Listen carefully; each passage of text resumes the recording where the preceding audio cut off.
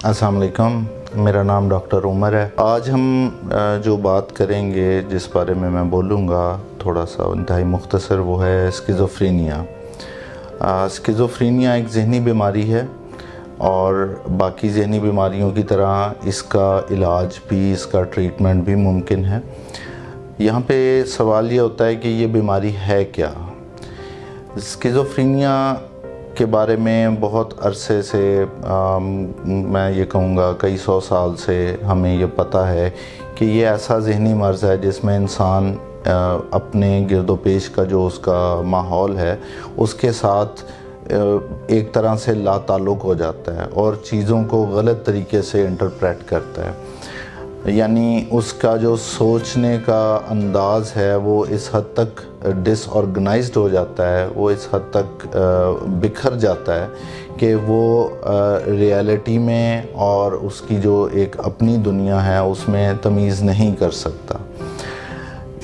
ये पुराने लिटरेचर में, उर्दू में, अरबी में इसे माली खौलिया कहा जाता था।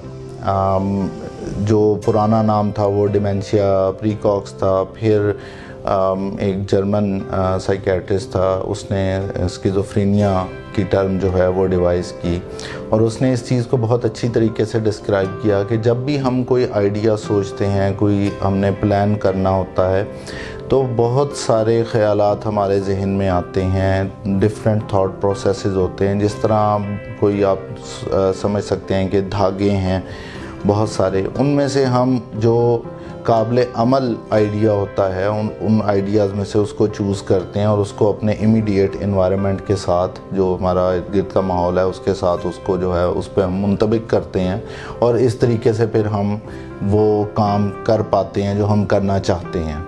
तो ये सोच का एक अंदाज़ जो नॉर्मल है ये एबनॉर्मल हो जाता है। इसमें जो एक्यूट इलनेस होती है, यानी फ़ौरी तौर पे जब इंसान को ये बीमारी शुरू होती है तो उसके अंदर जो अलामतें आती हैं उनमें गैबी आवाज़ों का आना, या तो कोई डायरेक्ट आवाज़ उस इंसान के साथ बात करती है या फिर जो मुख्तलिफ़ आवाज़ें हैं वो आपस में बातें करती हैं उस इंसान के बारे में, जो उसको सुनाई देती हैं, जिस तरह हमें जागते हुए किसी इंसान की आवाज़ सुनाई देती है। फिर उसकी सोच के अंदर शक शुबे का आंसर सबसे कॉमन है जो आ जाता है। शक करना, दो लोग बातें कर रहे हैं तो मेरे बारे में कर रहे हैं, दिमाग में कोई सोचें डाल रहा है, बाहर से सोचें निकाल रहा है, यानी जिसको हम आम ज़बान में पूरा पागलपन कहते हैं, वो चीज़ असल में स्किज़ोफ्रेनिया होती है। एज अगर हम देखें तो मर्दों में अर्ली 20s और फीमेल्स में 30s, उसमें भी लेट 20s या अर्ली 30s में ये बीमारी जो है ज़्यादा प्रेवलेंट है। पूरी दुनिया में इसका जो प्रेवलेंस है वो 1% है, कि दुनिया में जितने भी लोग हैं उनमें 1% आबादी को चांस है ये बीमारी होने का। अब यहाँ पे ये सवाल पैदा होता है कि हो कैसे जाती है। होती बीमारी ये है विरासती तौर पे कि अगर किसी के माँ बाप को दोनों को ये बीमारी है तो उनको ये बीमारी होने का चांस जो है उनमें औलाद को वो 46% होता है। अगर एक पेरेंट को ये बीमारी है तो उसको जो उसका औलाद है उसको होने का चांस 17% है। भाई को है तो 9% चांस है कि ये बीमारी होगी। अगर सौतेला भाई है तो 6%, फर्स्ट कज़न को 2% और बेस लाइन जिस तरह मैंने पहले बताया 1%। तो ये मुख्तलिफ जो विरासती वेरिएबल्स हैं। फिर इसके जो दूसरे वेरिएबल्स आते हैं, किसी ड्रग के नतीजे में हो जाना, उस पे हम जो है वो बाद में बात करेंगे।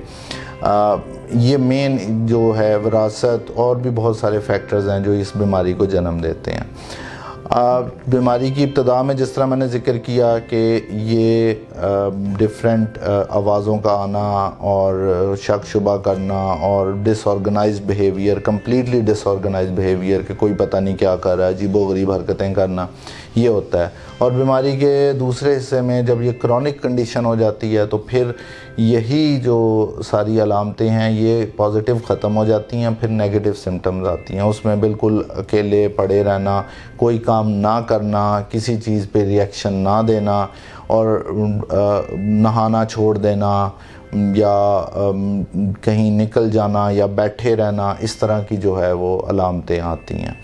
اب اس کے علاج کی طرف اگر ہم آئیں تو علاج اس کا جو ہے وہ اینٹی سائیکوٹک سے ہوتا ہے، یہ قابل علاج مرض ہے، اور جتنی جلدی تحقیق نے یہ بتایا جتنی جلدی اس کا علاج شروع کیا جائے اتنی جلدی جو ہے مریض اس سے صحت یاب ہوتا ہے اور لانگ ٹرم وہ اس کا آؤٹ کم اتنا اچھا ہوتا ہے۔ تو اس کا علاج میں ہم ایک اینٹی سائیکوٹک دیتے ہیں، اس کے کچھ سائیڈ ایفیکٹ بھی اینٹی سائیکوٹکس کے ہوتے ہیں، تو وہ آپ کا جو سائیکیٹرسٹ ہے وہ آپ سے پوچھ کے اور ان سائیڈ ایفیکٹ کے مطابق جو میڈیسن آپ کو سوٹ کرتی ہے وہ شروع کراتا ہے، اور یہ علاج جو ہے یہ کچھ سال تک جاری رہ سکتا ہے۔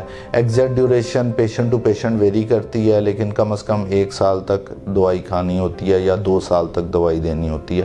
ڈفرینٹ گائیڈ لائنز میں ڈفرینٹ اس کا وہ دیا ہوا ہے، اور اس کے ساتھ ہی ساتھ جب ایک دفعہ پیشنٹ کو یہ پتہ چل جاتا ہے کہ وہ بیمار ہے، انسائٹ آ جاتی ہے، پھر اس میں جو ہے ہم اس کو سائیکو تھیراپی اس کے ساتھ شروع کرتے ہیں۔ میں امید کرتا ہوں کہ آپ کو ہماری یہ ویڈیوز پسند آئی ہوں گی مختلف ذہنی و نفسیاتی بیماریوں کے بارے میں۔ اگلی ویڈیو تک کے لیے آپ ڈاکٹر عمر شاہ کو اجازت دیجیے۔ اللہ حافظ۔